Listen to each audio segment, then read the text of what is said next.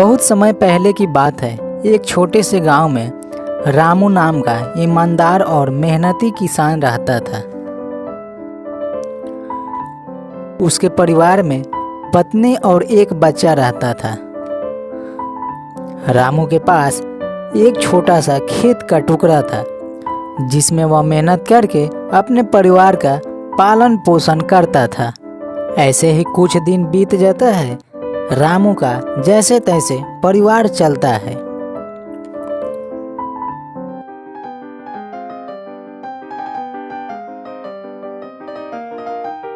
सुबह होते ही रामू अपने खेतों पर हल चलाने पहुंच जाता था।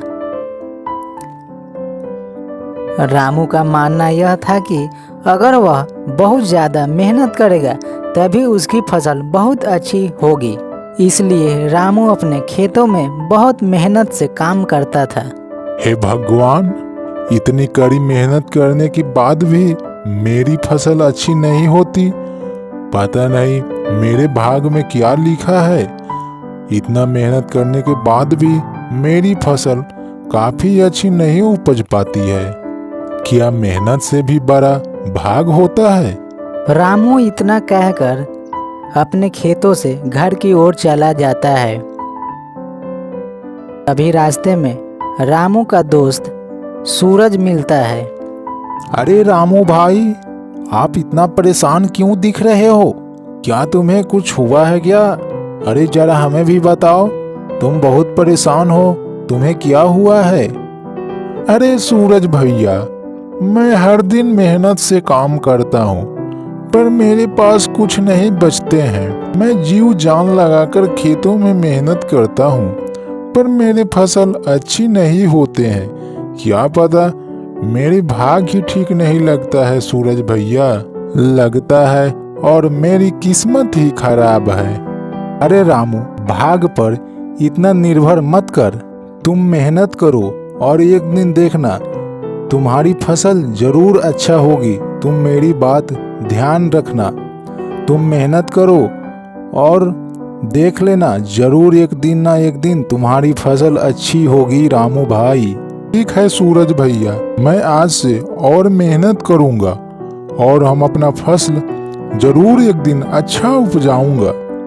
इतना कहकर रामू अपने घर की तरफ चला जाता है।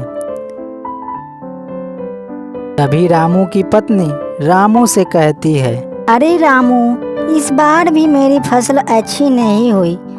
पता नहीं इस बार हम लोग क्या खाएंगे और हमारे बच्चे कैसे रहेंगे। हमें तो कुछ समझ में नहीं आ रहा है। आजकल हम लोगों को क्या चल रहा है।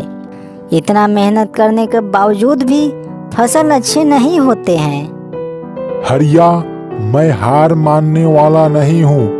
मैं फिर से कोशिश करूंगा और फिर मेहनत से काम करूंगा और देख लेना एक दिन सबसे अच्छी फसल उपजा कर रहूंगा। और मैं कभी हार नहीं मानूंगा।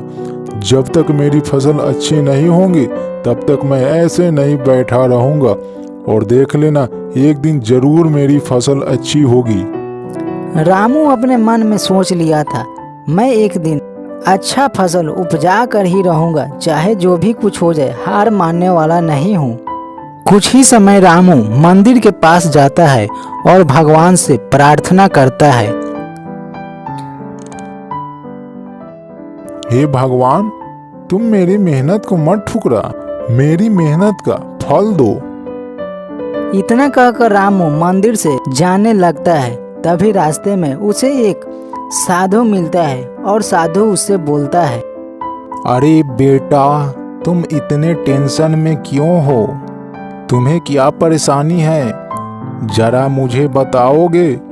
तुम बहुत चिंता में लग रहे हो। मुझे बताओ तुम्हें क्या परेशानी है? बाबा, मैंने बहुत मेहनत किया है पर मेरे मेहनत की फल नहीं मिल रही है। मैंने खेतों में बहुत मेहनत से काम करता हूँ पर मेरी फसल अच्छी नहीं होती है। पता नहीं मेरे साथ ही ऐसा क्यों होता है बाबा। बेटा, असली भाग वही होता है जो खुद की मेहनत से कमाया जाता है। तुम मेहनत करते रहो, एक दिन तुम्हें सफलता जरूर मिलेगी। रामू वहां से अपने घर चला जाता है और सभी परिवार खाना खाकर रात को आराम करते हैं।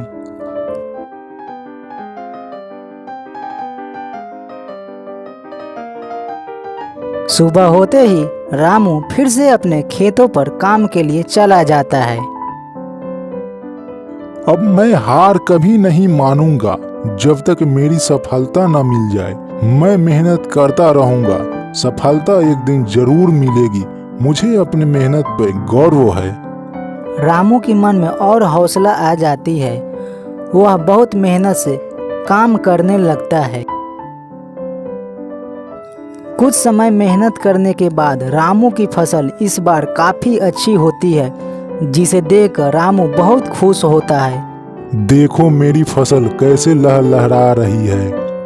ये सब मेहनत का खेल है। मैंने मेहनत किया तो आज मेरी फसल कितनी अच्छी हुई है। ये तो सब मेहनत का फल है। सच में रामू, तुम्हारी मेहनत ने हमारी भाग बदल दिया और समझ में आ गया मेहनत करने पर फल जरूर मिलता है। तभी रामू के पास गांव वाले आते हैं और रामू से कहते हैं, अरे रामू भाई, हम लोगों को भी अपनी जैसा मेहनत करना सिखा दो। तुम्हारे ही जैसा हम लोग को भी भाग बदल जाएगी। हम लोग भी मेहनत करेंगे और हम अपना भाग जरूर बदलेंगे। मेहनत करने से ही सब कुछ संभव है। मेहनत करने वालों को ही भाग बदलता है। तुम लोग मेहनत करो, एक न एक दिन जरूर तुम लोगों को भी भाग जरूर बदलेगी। तभी गांव के जमींदार रामू से कहते हैं, रामू, आज तुमने सिखा दिया कि मेहनत का कोई विकल्प नहीं है। मेहनत करोगे तो फल जरूर मिलता है। हम लोगों को मेहनत करते रहना चाहिए, एक न एक दिन फल जरूर मिलेगा। आज रामू का खेत मेहनत करने से पूरे गांव का मिसाल बन गया है। इस तरह रामू की मेहनत ने उसे उसकी मेहनत का असली फल दिया। तभी रामू अपने फसल को मंडी में बेच देता है और वहां से पैसे लेकर अपने लिए एक अच्छा सा घर बनवाता है और सभी लोग अच्छे से रहने लगते हैं।